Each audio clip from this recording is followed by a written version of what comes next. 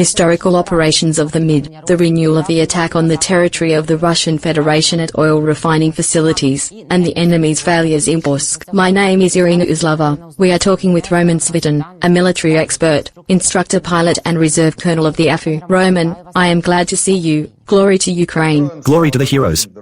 I wish you all good health. Thank you for taking the time.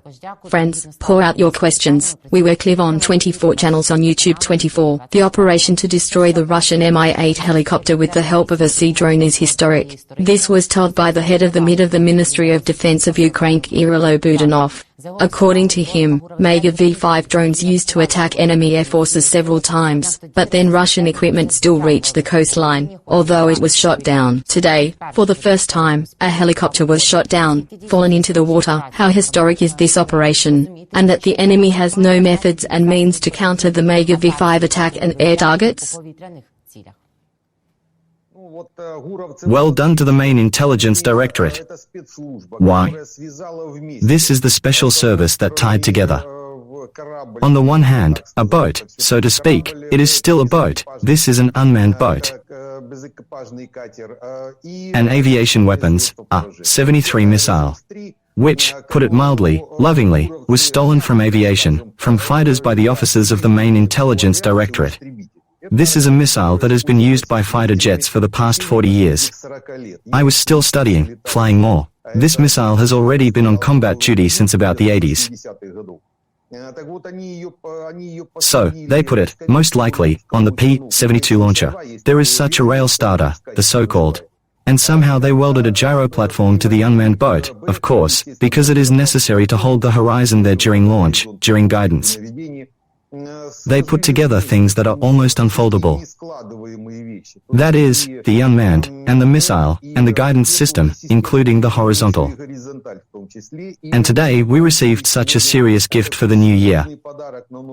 Many thanks, of course, to our intelligence officers, amid specialists. Indeed, the gift is so really positive. The missiles that hit, one helicopter was sunk by this missile, the U-73, the second helicopter was damaged and barely made it to land. That is, we can say that at least 2 helicopters were hit, and the Russian pilots gently, so to speak, made a pamper in diapers, that's for sure. Because to get a missile in the side from the unmanned boat, it was necessary, of course, to try. That's why they pleased. We were definitely pleased with our intelligence. It is precisely this tandem work of naval mechanisms and aviation weapons against Russian helicopters. Of course, I would like more. A very complex operation. Realistically, I know myself, pilot, the most difficult operation. Here you also try to bring down a Russian helicopter from an airplane, and they from an unmanned boat. It worked out and performed, in principle, the combat mission excellently. That's great, Roman, and in general, the night in the Crimea was restless. They shot down half the night, complained about unmanned boats, and in general about attacks. What should we understand about the goals that could have been achieved in Kozacha Bay, for example, and why were they chosen? Firstly, the strikes on the same helicopters were in the area of Cape Tarkhankat. In principle, this is one of the main bridgeheads, on which our Marines will then land, of course, the Special Operation Forces, and the main Directorate of Intelligence, where without it? Or rather, the main Intelligence Directorate will be waiting for our guys already at Cape Tarkhankat. This is after we take control of Skadovsk, after crossing the Dnieper. That is, this is a whole process, but the direction is there, and the MID are already courting these places. This is already clear. They, however, have been doing this since 2022, and Budanov has probably been doing this for 10 years, because he had a fairly successful operation with calls to Crimea during the occupation of Crimea back in 2014-15. But most likely, this security service was already working on Kozacha. There is no confirmation yet, but based on some mechanisms for performing combat missions, basically one unit works in one location. If the GERS worked, for example, in Tarkhankat, then in Kozacha, most likely, the security service of Ukraine worked in close contact with the naval forces. I think it was C-Baby who worked out the performance of a combat mission. But it was loud, that's for sure. I think there will be confirmation within a few days, after the decryption of the means of operational control. After that, it will be possible to substantively say who, to put it mildly, are drones padded there. Moreover, there were both aerial drones and unmanned boats. Ukraine is still handing over Russia in the context of the drone war, but now the Russians are massively using FPV drones with cables, which creates a huge problem, says Iryna Budanov, head of the MID of the Ministry of Defense. And what are these drones with cable and fiber optics? How powerful are they really in production? How much do they become a nuisance to us? We tried them at one time. Probably a year and a half ago, we already had this topic related to drones on fiber optics, the so-called twisted pair. There are also such drones. In principle, some of our missiles are directly controlled, it just goes with a twisted pair. That is, anti-tank, mainly anti-tank guided missiles. But in reality, let's say, a drone in order to hang on an optical fiber, the cable itself should be, of course, light. The cable must be taken with the drone if it is heavy. If not, then the coil remains on the ground, then the drone pulls it.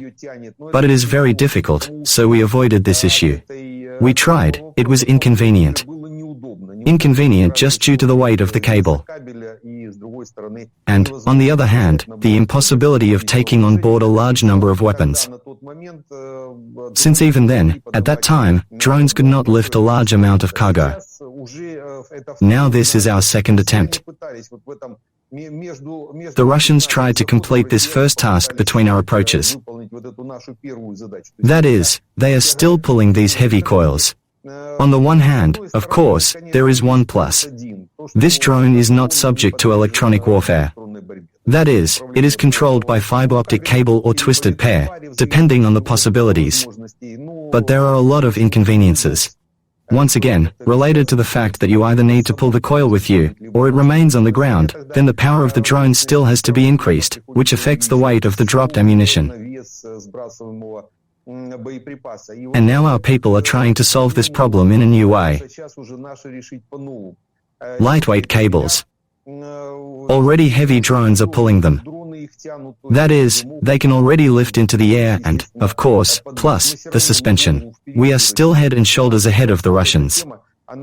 We are already developing the next stage. And the Russians are trailing, but nevertheless, they are trying to somehow use them bypassing our electronic warfare systems, and we know how to cut off their tails. That is, now, just to a new stage, this struggle has moved, at least to this plane. I think that in the near future the Russians will understand the futility of this direction, and we will forget about their fiber optic.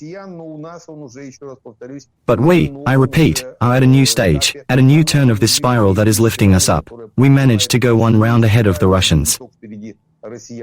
The Ukrainian Armed Forces General Staff confirmed that Special Operations Forces, along with unmanned systems and other defense forces, attacked the Yartsevskaya base. This caused a fire in Russia's Smolensk region, resulting in powerful explosions, heavy smoke, and oil product tanks being involved. The base was used to supply the Russian occupation army. What was it used for? How important is the object? How could we reach there through the Bryansk region, not at the border? Yes, this is between the Bryansk region and Belarus. But far from our borders, because these are not simple FPV drones. That is, most likely, either our missiles entered there, but, probably, still drones. Missiles have not yet entered mass production in such quantities. Most likely, long-range drones worked, with which Special Operations Forces really perform combat missions. This time, another oil depot was hit, although, again, we talked about it many times. But they have hundreds of oil depots. And the barrels that are set on fire, thousands of these barrels, the so-called containers. But the oil refineries were and are still standing. Sacred cow. That is, most likely, the Special Operation Forces were not told this feature. It smokes, of course. Well, if you set fire to the fuel tank, it doesn't matter. It smokes well, burns well, but burns out quickly. The efficiency of this blow is practically no longer for the front line. Only the Russians were allowed to warm up. Most likely, someone from the Special Operations Forces, or someone they know or have friends near this base, asked to set it on fire to warm up. They are probably freezing, the heating hasn't been turned on. This is the mechanism they use to help our guys behind enemy lines, who will probably help us with information. I remind you that the armed forces of Ukraine hit the operational headquarters in Legov, in the Kursk region, which is a key junction of roads and green roads for military supplies that support the Russian counter-offensive in the Kursk region. Moreover, soft fighters occupied a village in the Kursk region of the Russian Federation. Ukraine's 6th Regiment Special Forces Rangers did this. Forbes analyst David Axe writes that Ukrainian strikes, in particular on Lviv, help explain why 50,000 Russian groups, together with North Korean reinforcements, have not yet been able to dislodge 20,000 Ukrainians from the Kursk region, despite continuous attacks, because we are destroying Russian logistics, reinforcements and command. Does this really help us to keep the territory in the Kursk region? And can the Russians somehow counteract our tactics? These are most likely pilots, but as always, while God was restoring order on earth, aviation was in the air. The pilots simply did not know that some Israeli comrades had organized the so-called truce on Hanukkah. And the missiles did not fly to Russia, they should not have flown to Russia. And then there is aviation. Once again, we were in the air while this order was passing.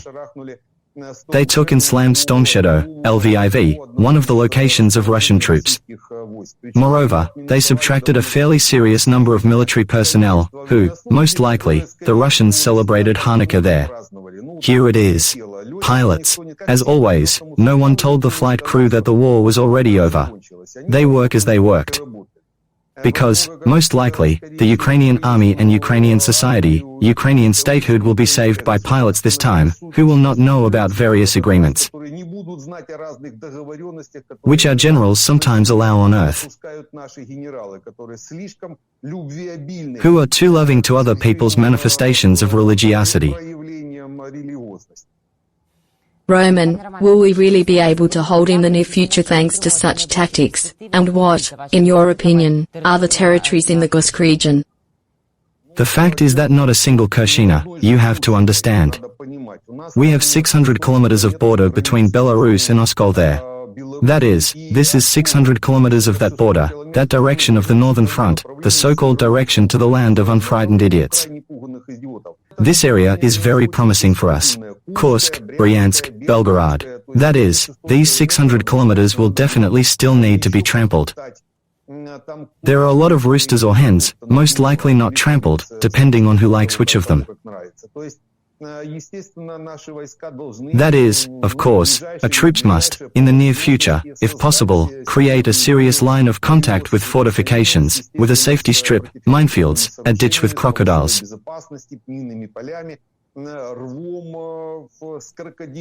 The problem is big, we need to invent frost-resistant crocodiles. Somewhere the Russians said that we have biological laboratories where combat mosquitoes are hatched.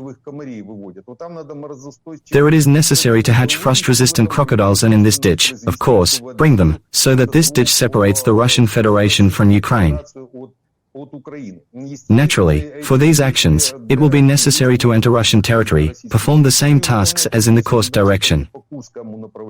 That is, now we can say that in a few months a serious security strip has been created, a denazified demilitarized zone in the Kursk region. The Russians themselves denazified it, destroying almost the entire infrastructure with GABs and artillery, smashing everything. There were even worms from there, mainly to Ukraine, by the way, just because our Ukrainian worm surnames end with KO. But the same zone should be extended towards the Bryansk region. I think the movement there will be either a direct entry, or, for example, a movement from the Kursk direction, or from the Kursk region, especially from the Kursk region, where we are now in the Sudzha area. It is possible to move to the southeast and iron part of the Belgorod region. There is also such a possibility, because the control of the territory as such is not important. It is important to grind it and do everything possible so that the Russians clean it up themselves. GABs are very good at cleaning up the Russian infrastructure. There, at a depth of 30 kilometers, no one and nothing lives, practically nothing moves there. That is, they work well for us, create such a zone. Once again, it needs to be expanded by 600 kilometers from Belarus to Oskol.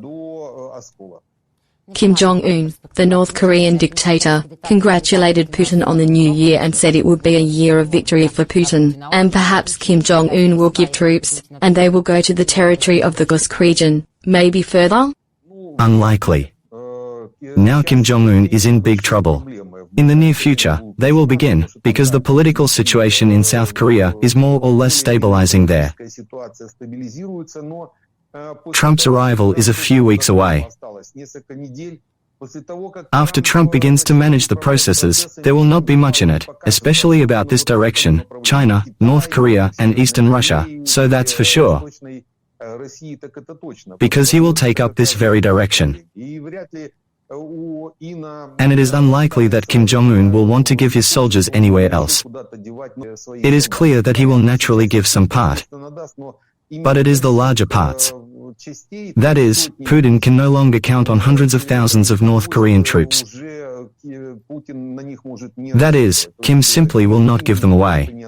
This is unrealistic from the point of view of military logic, absolutely unrealistic. And even more so even these 3 weeks now. Again, Kim will sit and scratch his head, think.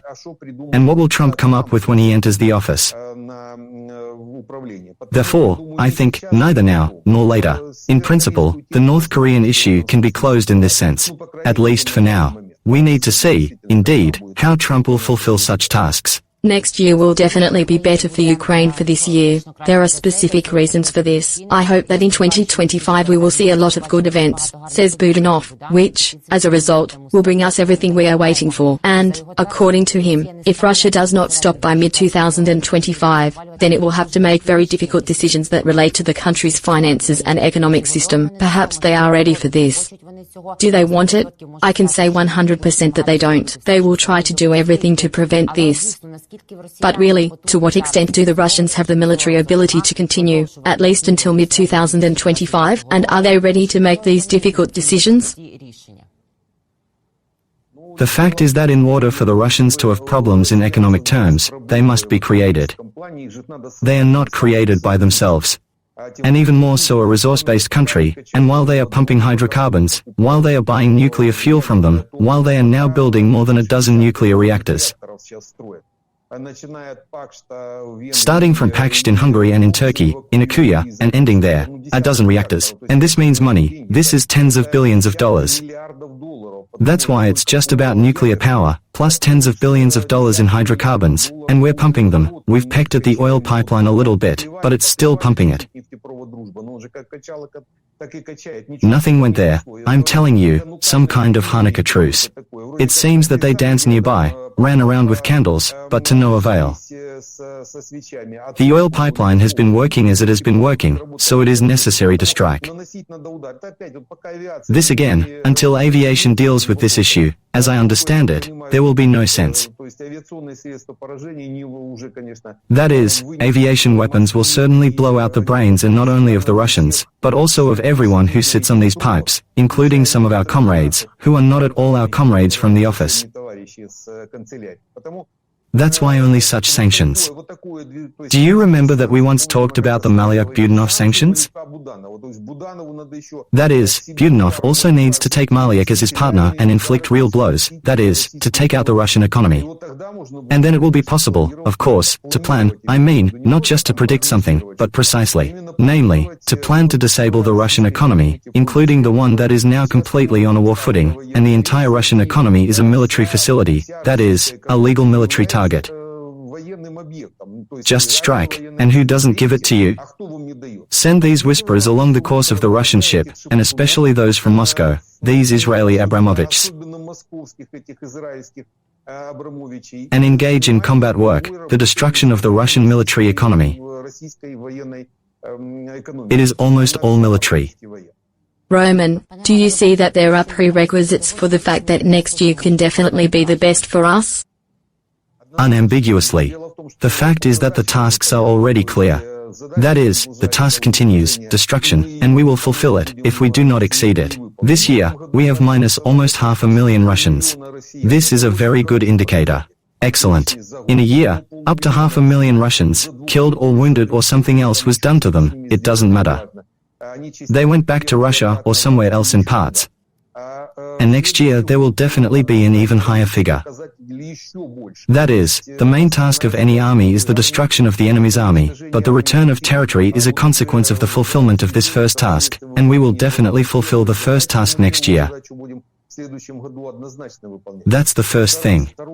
Second, the amount of finances and direct transfers and means of destruction that we already understand in 2025, we can already count on them. And this is already such a sentence to at least this 500,000 Russians.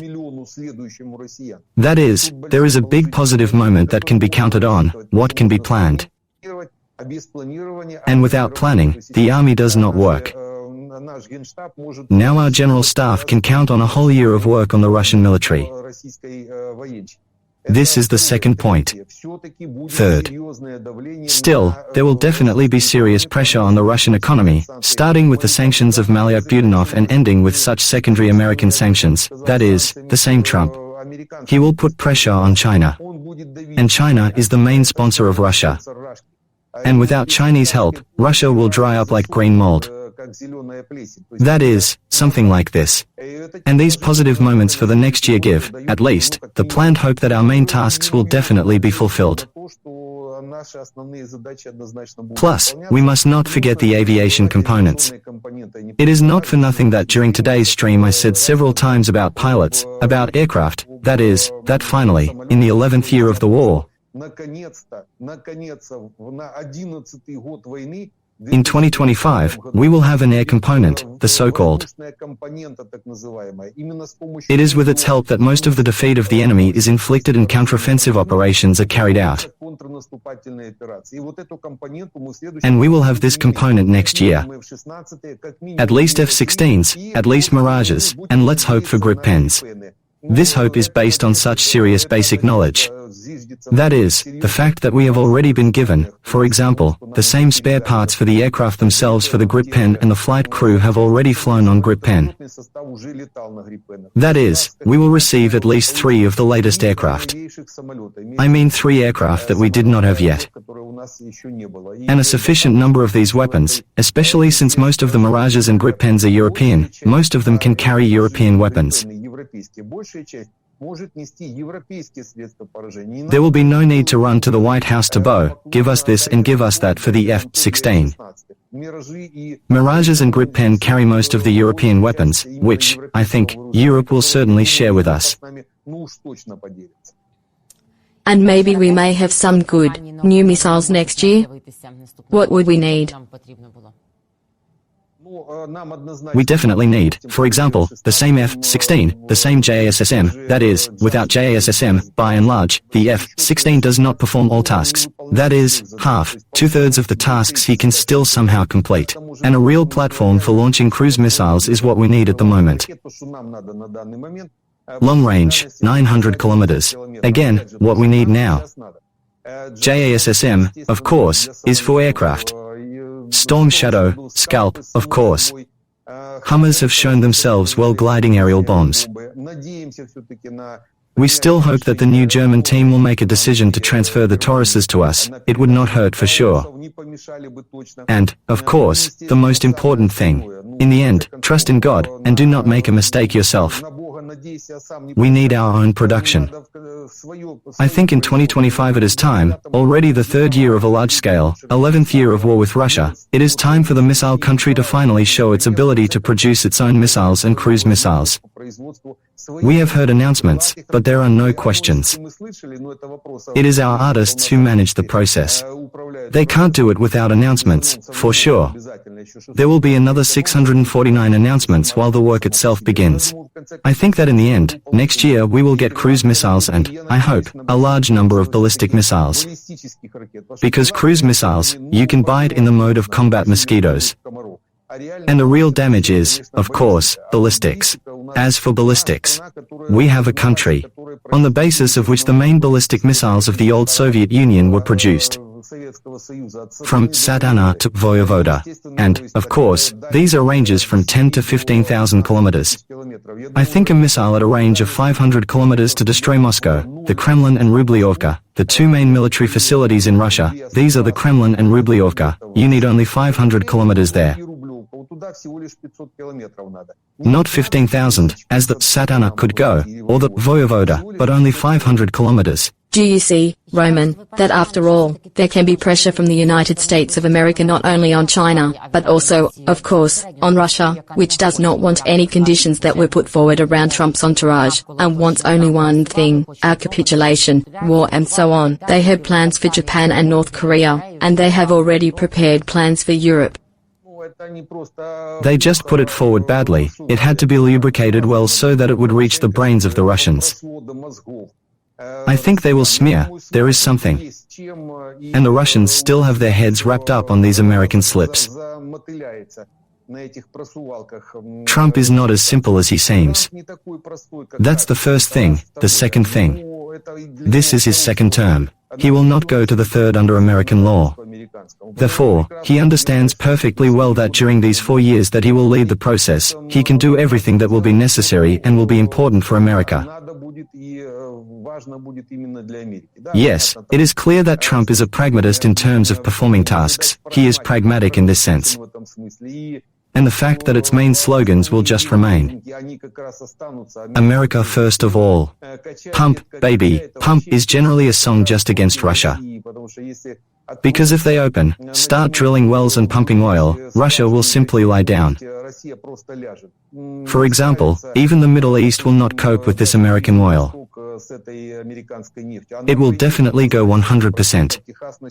Texas will begin to pump like crazy. This will be the lubricant that will make it possible to push such a good thing into Russia that I think it will begin to fall apart. The Russian economy will simply not be there next year from these pressures. They will be directly to Russia. That is, we can say that this is not the same pressure as such. It will lead Russia to almost economic collapse, because the fall in price will begin to pump oil. The price will definitely go down. There are 50, 40, 30, depending on the possibility. Below 40, the Russian economy can be put to rest. You don't even need to talk to them here. And why talk to them? About what? Therefore, I think that just such actions will put Russia, the Russian economy, at least. It is clear that they will still flounder there for a couple of years, but from under this pressure, and this is exactly 4 years of Trump, that is, from under this pressure of Trump's pragmatism, they will not get out in any way. That is, Roman, in principle, can be laid, as we say, 3 more years of war, but it may also happen that due to pressure and the press, Russia may capitulate and simply not withstand even earlier. It will not capitulate, this must be clearly understood. They will not capitulate. The Soviet Union did not capitulate to Afghanistan. Everyone is running around with ideas. How is it so? All wars end with peace negotiations. Show me the peace talks after the Soviet Union's war with Afghanistan. Afghanistan exists, the Soviet Union does not. Now the Afghans are running around the world, looking for the remnants of the Soviet Union in order to negotiate peacefully with someone. The question is about what? This, of course, is sarcasm. The same picture will be with Russia. No one will talk to them about anything. They will not capitulate. They will simply cease to exist as a state. Because what is the Russian Federation? Inhabited by Russian federates? This is basically a confederation. Depending on the union treaties, the so-called ones, of which there are a lot between the republics and the main head office. In different ways, they all feed on it. But the question is that this is still a hodgepodge. This hodgepodge will fall apart into its component parts. There will be no one to capitulate, because it will collapse like the Soviet Union. Therefore, I think that we do not need capitulation. We do not need to communicate with anyone from the Russian Federation. And we do not need Russian federations in this sense. We will communicate with the Chechens, with the English, with the Dagestanis, with the Tatars, with the Bashkirs and so on to the Yakuts, with the Buryats, with the Yakuts. We will communicate with them. That is, these are the countries into which this prison of nations will eventually disintegrate. They will simply come out of it. And we will talk to them. Negotiations are already underway. We have recognized Ichkeria, Ingushetia. Recently, the Ingush Republic was recognized, and there is contact with the Ingush in exile, who manage these processes. Such a mechanism. And why wait for capitulation? There is no point. Thank you, Roman, endlessly. Thank you for the conversation. See you one of these days. Beware, please. See you. Goodbye.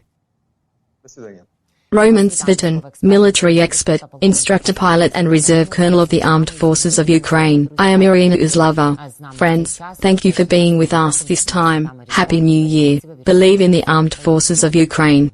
See you and win.